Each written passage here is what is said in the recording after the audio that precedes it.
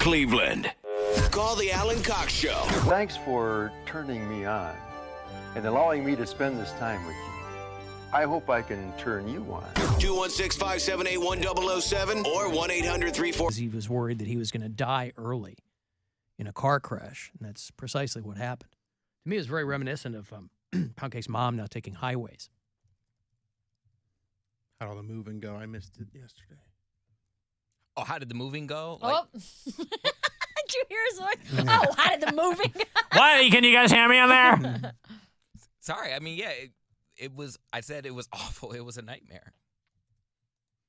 It was now, you have to put it in perspective of the mild inconveniences that constitute a pound cake nightmare. You please tell me. I don't want to hear it from him. Who? I want to hear. Okay, tell me what the mild inconveniences were, Poundcake. It wasn't a mild inconvenience. It was. My mom has a lot of stuff. I mean, she was probably at this particular house for maybe 5 or 6 years and has like a decade's worth of stuff. She has stuff in the garage, stuff in the basement, stuff on the mid-level and top level. All those black Santas. I got there at 2, and I didn't leave till like midnight. It was a long day. She's moving from, a 3-level house to like I almost said a one-style ranch. A ranch, not a one-style ranch. A one-style ranch? A one-level ranch. Ah, Sorry. yeah. But yeah, it was just a lot. And then I moved my boyfriend the next day. And then I have to move the following week. He gave of himself this past weekend. And that's why I hated it. That's right. But we're not done, though. So, I mean. So you're moving this weekend or next weekend? Next weekend. But I'm packing and stuff now. But. And you're moving where? I have an apartment. He's going to be over by me. We're going to be neighbors. Really? Mm-hmm. Hey. All right. Now, are you going to be? But he's got a street park over there. Is there going to be? Are there going to be a lot of pop-ins? Do you think? I don't think so. I was going to say me at Bill's house or Bill's at my house. Either one. Well, I'm probably not going to have that much furniture. So if anyone's going over, I'll be going over his place. So you're moving to Lakewood from Cam's Corner. Yeah. All right. I kind of live in West Park now. Cam's Corner. I'm sorry, West Park. Yeah. I know the neighborhoods are close together, but yeah. Okay. Yeah, it's weird. Like Lakewood. I've lived in Cleveland since I've graduated. I mean, you're going to be walking distance to Twist now. Are you going to be more of a regular there? No, because that costs more money. I mean, I will go. Think of all the money you'll be saving by walking. But I'm not going to go and not get a drink. That's not who I am. No, I thought people would like. You can walk there though. You're in shape now. Yeah. Where you been working out? Oh, Orange Theory Fitness. You're in shape. You're going to be able to stand there and do what you love to do, which is stand in the corner and sip seductively. And you don't even got to worry about people buying you drinks because you're taken. Well, or you can let people buy you drinks. You can still get a drink bought for you. And then they give you the drink and go, I got a boyfriend, buy it. You know what, Bill? I don't know. I think you just tapped into something that we haven't discussed as a couple. I don't know if that counts as cheating from him. I don't know. No. Getting a drink? No. If a guy is buying me a drink because he thinks that, I'm cute or he's interested. Now, mind you, I'm not at a straight club. I'm at a gay club where men go to meet. I don't know if he would consider that cheating. But if someone unilaterally buys someone a drink, they're doing it at their own risk. Like, hey, send that guy a drink. And then if he walks over to you, you go, hey, I appreciate it, but I do have a boyfriend. And then they go, well, why are you here? So before I accept the drink, I got to tell him? Or nope. If I take the drink and then I'm like, okay, if somebody says, can I buy you a drink? Then you'd say, well, I'm waiting for my boyfriend or whatever. April Ludgate them and be like, thanks for the drink. And then they're like, so? And you're like, I want to drink alone. Bye. Walk away. Yeah. 2 straws. He'd be like, absolutely. I'm like, okay, great. I'm going to go take it to my boyfriend. But if somebody from across the bar buys you a drink, like when we were in Goodyear years ago, this girl bought me a drink. And I was like, oh, she didn't know my... Probably was sober and had her life together at that point. No, she was just shrimp face hammered. And I was like, oh, cool. That was very, very nice. Even though I'm there with, at the time, my girlfriend, I think. No, that was your wife. No, my she's wife. Your wife. You guys have been married for... Well, yeah, 10 years. Yeah, 10 years. 1,000 years. In September. But, of course, I looked down the bar, and it was Mary Santora.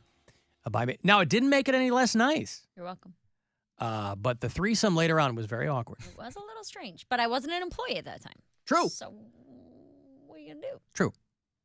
Just not even a colleague yet. Mm-mm. Just an acquaintance, Hanging if you out. will. We were talking about Oppenheimer before the break. I thought the wild thing about this movie, as I've been reading a lot about it, is Christopher Nolan shot it in 57 days, which is an extraordinarily short period of time to shoot a movie of that scope.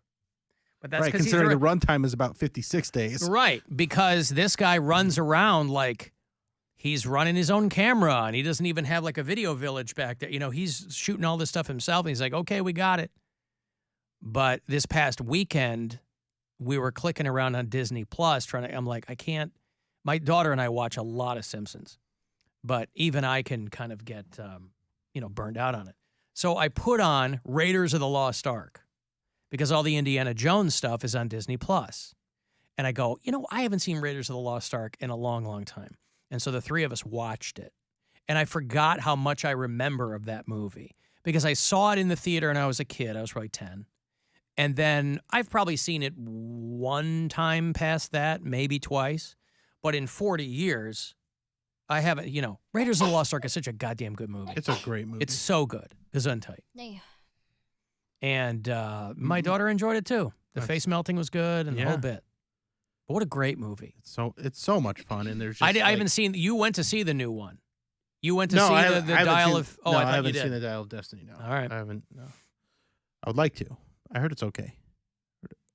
Some people said it wasn't good, but I heard it's fun. But I don't know if I'm going to make it to the theater to see it because I got to see Oppenheimer. I got to see Barbie. I got to see the Mission Impossible movie. So much to see. Oh, you're going to go see Barbie. Yeah, I'll probably go see Barbie. Hmm. It looks fun. Looks silly. Yeah, no. And I love Margot Robbie. She's pretty I cute. don't think she's mid. There's all these guys like Margot Robbie without makeup is just mid. I'm like, Right. nah, she's one of the most beautiful. But people also, I've ever she's seen. married. She doesn't care about you at all. Yeah. B, if she walked up to you and bought you a drink, let's say, you'd cream in your jeans. So shut up. Margot Robbie is mid. Right. And she's not just beautiful, she's an incredible actress as Very well. talented woman. Very talented. What's that movie where it's all they're suing Fox News? Bombshell. Bombshell. She's great in Bombshell. East Cleveland, if you're over there. Now, by East Cleveland, I mean right here across 9th. Mm-hmm. The east side. The farther, right. Yeah, That's the near east side. The farther east side, they're being overrun with groundhogs. But you guys want to make fun of me when I said it's another world over there. What does that have to do with this? I'm just You saying, weren't talking about groundhogs when you Right. said it's another world over there. but What did you mean by that? Because I said it's literally anything can happen over there in East Cleveland. You're like, you act like it's another world. I said, it is. Anything can happen anywhere. There was a shooting in a park in like Bay Village. They had to take all the friggin' basketball rims down because that's what the cops do. This'll stop the shooting. Let's remove the basketball hoop rims. Anything can happen anywhere. Okay. And especially when you're talking about groundhogs. Channel 5, Cleveland's news leader, I don't know if they call themselves that. They were all over it. There's so many of them in the neighborhood, you almost have to have a trap in everybody's backyard. Well, believe it or not, groundhogs are wreaking havoc across Cleveland homes and lawns. Viewers told News 5's Bryn Caswell they are running rampant and are even getting into their foundations. So she dug in and talked to homeowners who say they're begging the city of Cleveland to curb the issue, but say their concerns seem to be falling on deaf ears. You can see their paths. They start tunneling in, working their way over there to the house. You can hear them scurrying. A bunch of squeaking. You can hear them scurrying. You hear that? Listen, you hear? Scurrying. I knew it. They're getting into the foundation. And you can see their damages. Stay through there. Residents say groundhogs have taken over the east side of I like that Cleveland. picture. They're just zooming in on a stock photo of a groundhog. I love that. Not even one in action. They This couldn't one's even not find one. scurrying, Yeah. you know. Cleveland. They're terrible. And they're fed up. The groundhogs are out of control. The infestation is impacting almost every resident on Gruss Avenue. This brick James Brown I put over there because feels helpless. they were trying to tunnel over in this area here. Oh, that's nerve-wracking. You know, This seriously. James Brown, by the way, is the hardest working man in groundhog hunting. He works harder than Carl Spackler. Mm-hmm. Very irritated, nervous. I'm not for sure if we get up one day and they're in the basement of our home. The Browns' biggest concern is this hole right here. This is textbook groundhog excavation, and it goes directly into the foundation of their home. How'd they get that man in that hole? I like that the cameraman had to get in the hole to shoot up And then at they the just reporter. had to put the camera down. Well, in yeah, there. yeah. No, he didn't get in there, but that's still funny. He had to It's a set it great there. shot. I love it. Yeah, Bryn It's probably Caswell. her. Yeah, she's probably doing her own. And she's an MMJ. She probably Yeah. just put her iPhone in the hole and shot it there. Groundhog excavation, and it goes directly into the foundation of their home. It's bad. They're digging their way around the house. Across the street, contractors are replacing wood where groundhogs chewed through. Even further down the street, this is the biggest hole right here. Lisa Jones has cement Did she blocks say hoe or hole? You know what she said. and bricks covering all the Thought she was holes. chastising a neighbor for a second. She's like, this is the biggest hoe right here. Ma'am, we're here to talk about the groundhogs. Oh. Dug by groundhogs. They're digging in the side of my house. They dig all the time. I have all kind of poison, mothballs. She says her home's foundation is now shifting. The city won't do anything about it. These poor people, That's man. Like, these awful. are not great houses, and now they're being overrun with groundhogs eating their friggin' foundations. And Here's what you do: you get a shotgun and a Caddyshack soundtrack. You play the theme song "I'm All Right" by Kenny Loggins. Yep. The groundhog's natural instinct is to pop out of the hole, giggle a little bit, And then dance. and that's when you blow 'em oh, away. You've thought this. Have they come to you at all with thoughts of this? They have not, but they should, because I'll go groundhogging. All right. I'll take these little varmints out. He's ready to kill all the golfers. Whatever I it takes. said gophers! Whatever it takes. If some golfers have to die for us to kill all the gophers, I'm doing it.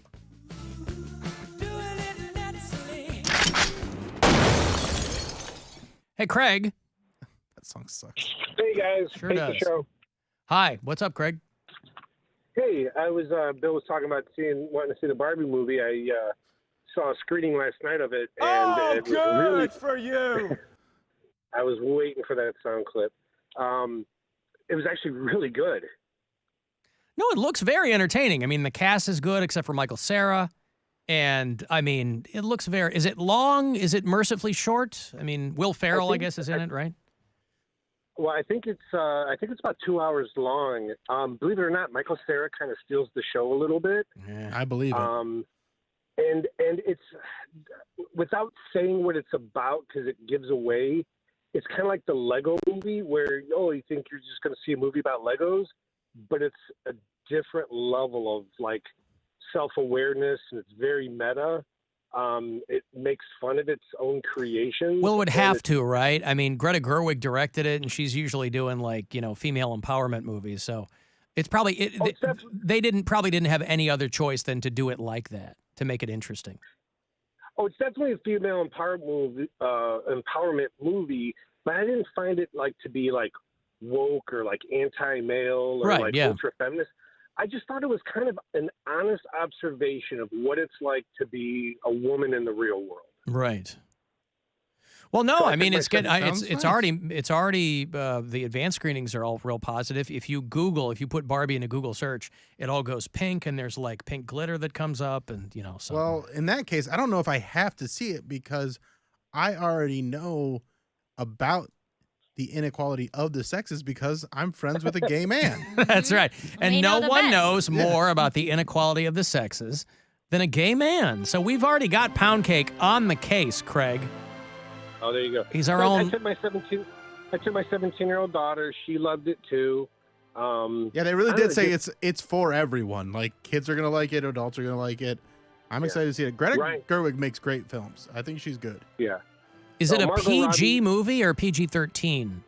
It's PG-13, and it's not for little kids, and it's not because there's no violence, there's no Right. like blood and sex, but the message, little kids, they're not. It's going to go way. There's so many adult jokes and references, they're not going to understand it. They can just watch Barbie Horse Adventures on DVD at home.